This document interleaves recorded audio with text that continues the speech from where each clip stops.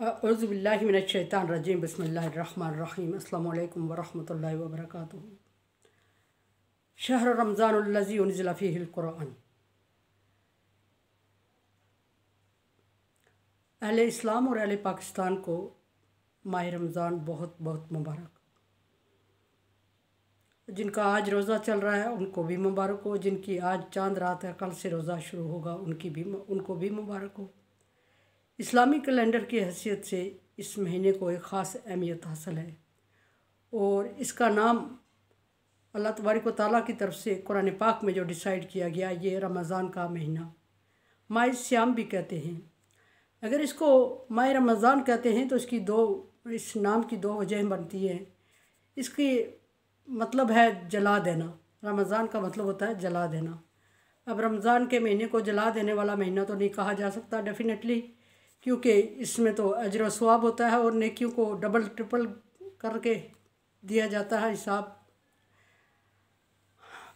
लेकिन रमज़ान का क्या मतलब है, फिर जला देना क्या मानी लिए जाएंगे?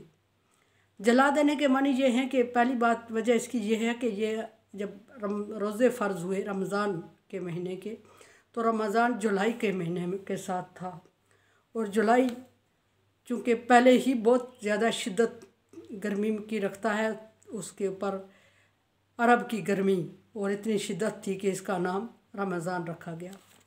और दूसरा जला देने का मानी लिया जाए तो गुनाहों को जला देता है। रमज़ान का महीना गुनाहों को जला देता है, लेकिन शर्त यह है कि आमिन व आमिलुस्सालिहा, आमना व आमिलुस्सालिहा, नेक ईमान लाना और नेक अमल, और ईमान लाने के बाद ये नेक अमल रोज़ा रखा जाए तो।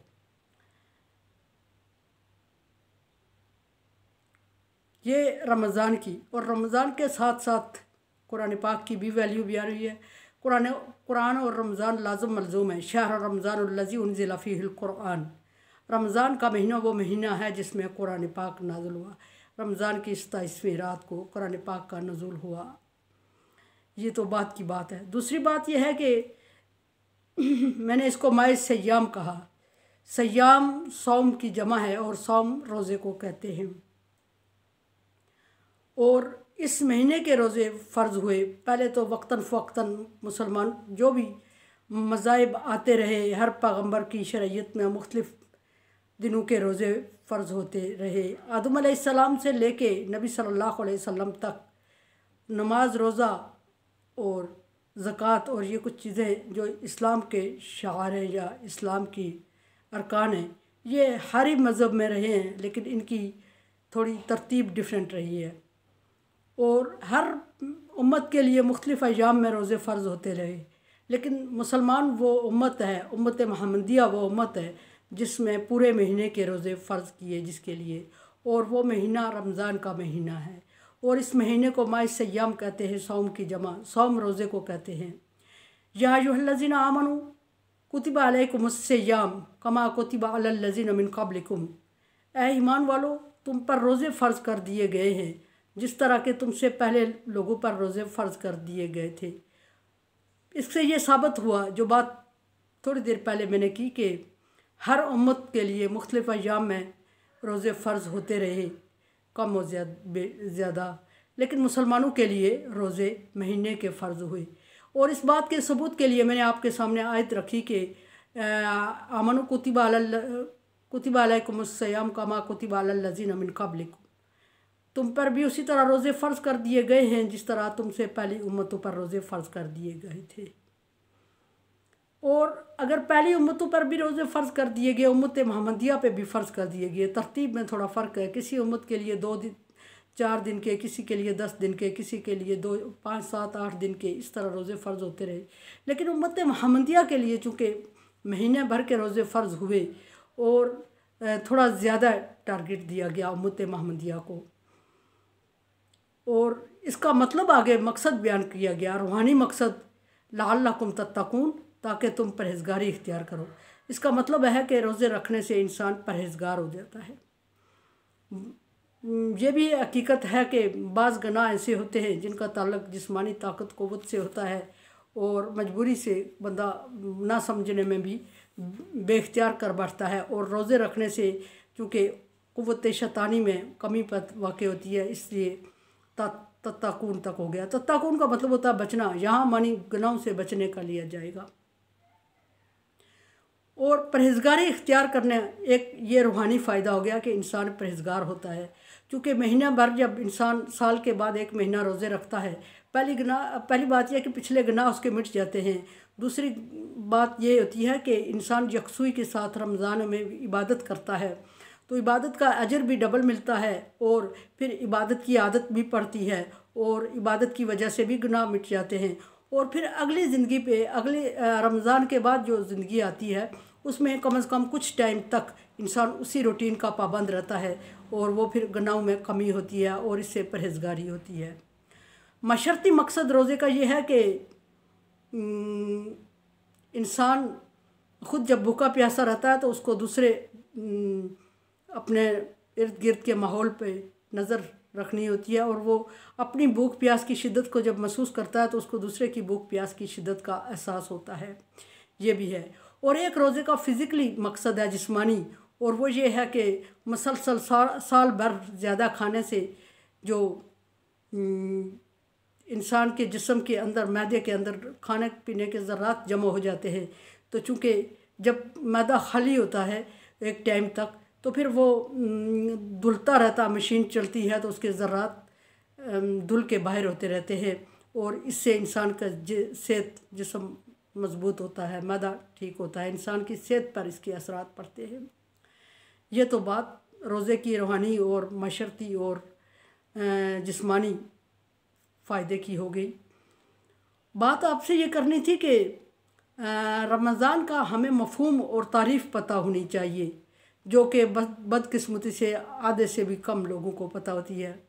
फिर मैं कहूँगी हर साल की तरह इस साल भी कि मास्टर और ग्रेजुएट मेरे स्टूडेंट जब मेरे सामने आए तो मैंने उनसे पूछा कि बेटा रोज़े की तारीफ़ क्या है, रोज़े की तारीफ़ करें। तो बच्चों ने मुझे बताया कि खाने पीने को छोड़ देने का नाम रोज़ा है।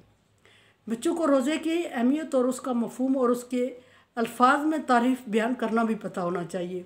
हमारे बच्चों को रोज़े का मानी और मफ़हूम पता है, डेफिनेटली वो उन चीज़ों से गुरेज कर रहे होंगे, अवॉइड कर रहे होंगे, लेकिन बयान करना नहीं आया। इसमें हमारे वालिदैन का कसूर है। मैं रोज़े की डेफिनेशन करते हुए बच्चों को बताती हूँ कि मखसूस वक्त से मखसूस वक्त तक खाने पीने और कुछ जायज़ ख्वाहिशात को तर्क कर देने का नाम रोज़ा है। मखसूस वक्त से मखसूस वक्त तक खाने पीने और कुछ जायज़ ख्वाहिशात को तर्क कर देने का नाम रोज़ा है। बच्चे मुझे ये भी बताते हैं कि खाने पीने और बुरे कामों को छोड़ देने का नाम रोज़ा है। मैंने बच्चों से पूछा कि क्या रोज़े के अलावा आप बुरे काम करने की आपको इजाज़त है? उसमें बच्चों का जवाब नफ़ी में था, लेकिन वो हकीकत को वाज़े नहीं कर पा रहे थे।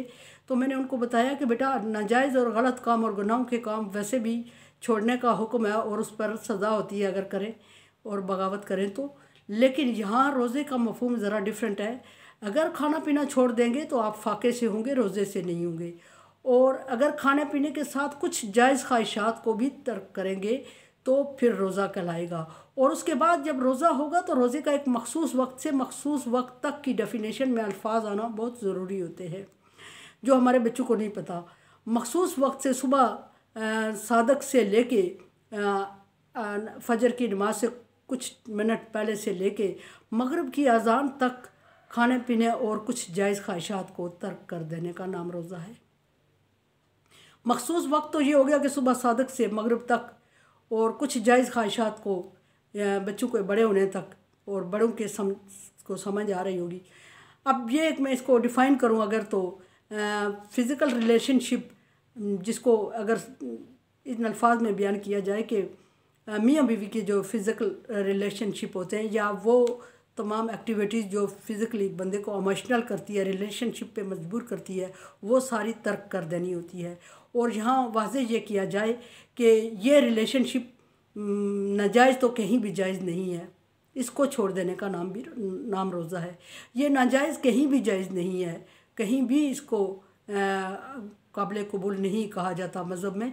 लेकिन ये जो जायज़ होती है और जायज़ निकाह के बाद होती है, मियाँ बीवी के ताल्लुकात फ़िज़िकल जो होते हैं या वो एक्टिविटीज़ जो फ़िज़िकल ताल्लुकात पे इंसान को आमादा करती हैं, उनको तर्क कर देने का नाम रोज़ा है। एक बात ये भी वाज़े रहे कि रोज़ा हम लोग रख लेते हैं और बाद लोग ये भी करते हैं कि चाँद देखने से पहले रोज़ा रख लेते हैं, और शाम को रोज़ा जब इफ्तार करते हैं तो उस वक्त चाँद की खबर आ रही होती है या चाँद नज़र आ रहा होता है, तो उस रोज़े को फ़राइज़ में नहीं शामिल किया जाता, क्योंकि वो अल्लाह के हुक्म के बगैर होता है, ऑर्डर के बगैर। वो नफली रोज़ा हो सकता है। उसकी अगर किसी ने रख लिया है और सुबह उसको जैसे शहरी का नहीं पता चला और सुबह उसको पता चला दिन के टाइम के आज तो रात को ऐलान नहीं हुआ, हाँ, तो उसको रोज़े को नफली की नियत कर लेनी चाहिए या तोड़ देना चाहिए, बाद में उसकी क़ज़ा रख लेनी चाहिए। लेकिन चाँद देखे बगैर रोज़ा रखना बिल्कुल इसी तरह है जिस तरह अज़ान से पहले कहीं पहले नमाज़ पढ़ लेना। तो ये अल्लाह तबारक व तआला की इबादत तभी कहलाती हैं कि अल्लाह तबारक व तआला के आर्डर के मुताबिक वक्त का तयन होता है इनका। अगर अल्लाह तबारक व तआला के आर्डर के बगैर हम और हुक्म के बगैर वक्त के तयन के बगैर इन एक्टिविटीज़ को करेंगे तो ये कोई और मानी ले लेती हैं, रोज़े को और नमाज के मानी नहीं लेती। अज़ान के बगैर या वक्त नमाज के बगैर या नियत के बगैर अगर हम उठक बैठक शुरू कर दें तो वो नमाज नहीं कहलाएगी।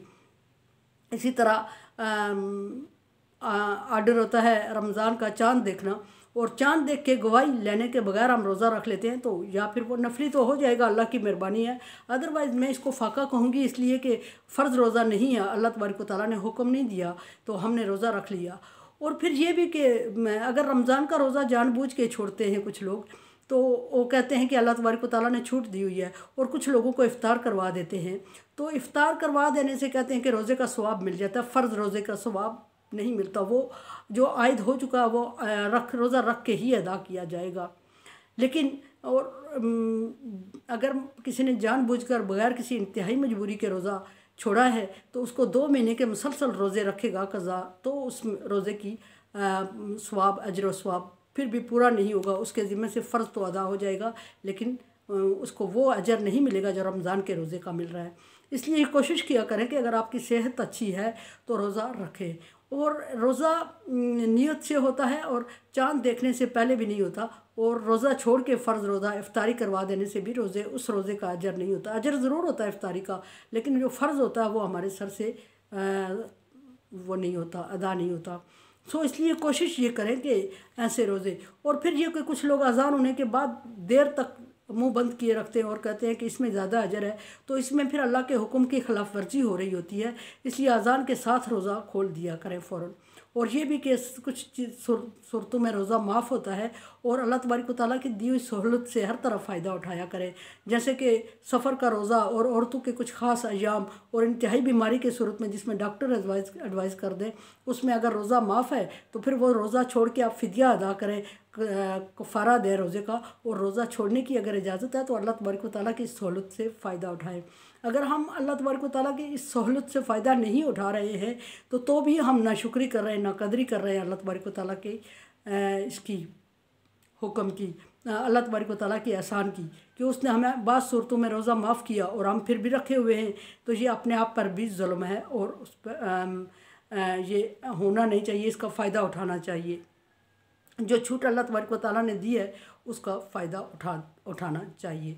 और बहुत सारे मसाइल हैं रोज़े के, लेकिन मैंने कोशिश की है कि इसको इस मखसूस वक्त में कुछ चीज़ें जो अहम चीज़ें हैं वो आप तक पहुंचा सकूं। अपने बच्चों को रोज़े की अहमियत, रोज़े की तारीफ़ और रोज़े के मकसद समझाने की कोशिश करें, और रोज़ा रखवाने की। और छोटे जो बच्चे हैं उनको सहरी में साथ उठने की तरगीब दिया करें, और उनको बेशक 10 बजे रोज़ा उनका खुलवा दें, कहें कि आपका रोज़ा पूरा हो गया है, लेकिन इस तरह आहिस्ता आहिस्ता उनको रोज़ा रखने की ख्वाहिश होगी और वो रोज़े की अहमियत को समझेंगे और एक आदत बनेगी। अगर हम ये नहीं कर रहे हैं तो हम अपनी नई नस्ल के लिए ज़्यादती कर रहे हैं, और बड़े होकर वो बिल्कुल रोज़ा रखने की तरफ नहीं जाएंगे। रोज़े की अहमियत, और रोज़े को रोज़ा समझ के रखें, फ़ाका समझ के नहीं करें। अल्लाह तबारक व तआला से दुआ है कि वो हमारे फ़ाकों को रोज़े में बदले और रोज़ा रखने की तौफ़ीक़ अता फ़रमाए, फ़ाका करने से महफूज रखे। मेरे चैनल को आप सब्सक्राइब करें, और मेरे लिए भी इफ्तारी के टाइम एक बात ये रह गई कि इफ्तारी के टाइम खुसूसी और सहरी के टाइम खुसूसी कबूलियत का वक्त होता है, और उस वक्त दुआ ज़रूर मांगा करें, और मुझे दुआओं में याद रखें। ला खौफ़ुन अलैहिम वला हुम यहज़नून में कर दे अल्लाह ताला। रमज़ान मुबारक अहले इस्लाम और अहले पाकिस्तान को रमज़ान मुबारक। जिनका आज रोज़ा उनको आज का रोज़ा मुबारक, जिनका सुबह होगा उनको सुबह का रोज़ा मुबारक। बहरहाल पाकिस्तान में सुबह आज जो रात अगली आई है उस रात को चाँद नज़र आएगा और उससे अगली उसी रात की सहरी होगी और कल यानी कि इतवार का रोज़ा होगा। आपको मुबारक हो।